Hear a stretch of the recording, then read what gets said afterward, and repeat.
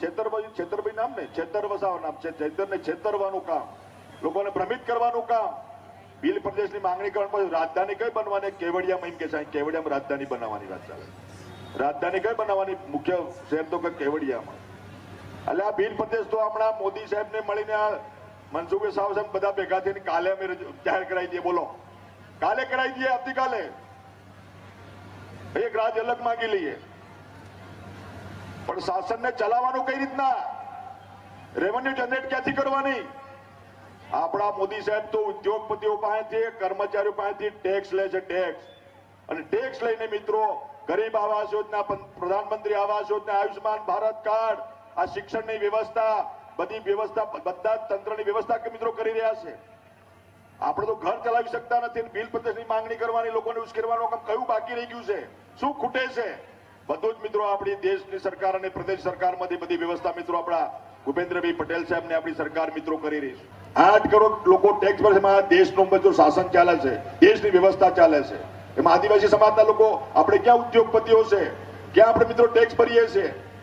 કાલે બિલ પ્રદેશ તો લઈ આવ્યા અમે ભેગા થઈને. આજે અલગ પ્રાંતવાદના નામે મિત્રો દેશ અલગ થયા, બાંગ્લાદેશ, આ પાકિસ્તાન અલગ થયું. શું દશા છે એમની આજે? આ તો સાથે રહીને મોદી સાહેબ ઉદ્યોગપતિઓ પાસે આ ટેક્સ જે વધુ કમાશે એમની પાસે ટેક્સ લઈને આ ગરીબોની સેવા મિત્રો કરી રહ્યા છે. એમની પાસે પૈસા લઈને આપણા ગરીબ, ઉપેક્ષિત, આદિવાસી, દલિત, પીડિત એનું ઉત્થાન થાય એના માટે મિત્રો કામગીરી કરી રહ્યા છે. પણ કેટલાક લોકો પોતાનો રાજકીય રોટલો ચકવા માટે મિત્રો લોકોને ભ્રમિત કરી રહ્યા છે. એમાં મારા યુવાનો ભ્રમિત ના થાય એના માટે મારે તમને વાત કહેવી પડે છે.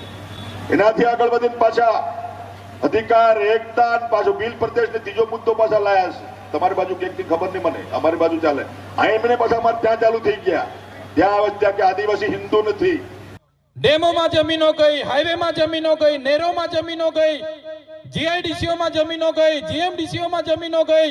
દેશના વિકાસમાં આટલું મોટું આપણે આદિવાસીઓ યોગદાન આપ્યું. અને જ્યારે અમારા આદિવાસીઓની વિકાસની વાત આવે તો બાળકો માટે, શિક્ષકો માટે આપણે આંદોલન કરવાના, સારી શાળા માટે લડવા જવાનું, દવાખાના માટે લડવા જવાનું, ડોક્ટરો માટે લડવા જવાનું, રસ્તાઓ માટે લડવા જવાનું, પીવાના પાણી માટે લડવા જવાનું, લાઇટ માટે લડવા જવાનું. લડેંગે, જીએંગે, જિંદાબાદ, મુર્દાબાદ. ક્યાં સુધી લડીશું? વિચારધારા જાણી ગયા છે. લોકો ઈચ્છતા નથી કે આદિવાસી ભણે ગણે આગળ વધે. આઝાદીના 78 વર્ષ પછી પણ આપણો વિકાસ નથી કરવા માંગતી આ સરકાર. જો આવનારા દિવસોમાં આદિવાસીઓનો વિકાસ નહીં કરશે તો અમે આગેવાની લેવા માટે તૈયાર છે. તમારા સહકાર અને આશીર્વાદની જરૂર છે.